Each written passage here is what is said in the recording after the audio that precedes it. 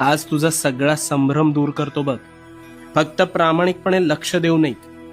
मला सांग, आंब्याच्या झाडाचे बीज रोवून सफरचंदाचे झाड उगवलेलं तू ऐकलंयस का कधी? नाही ना. मग स्वतःच्या डोक्यात नकारात्मक विचारांचे बीज रोवून सकारात्मक गोष्टी घडतील हा विचार योग्य असू शकेल का रे? कदापि नाही. पण हेच घडतंय तुझ्या बाबतीत.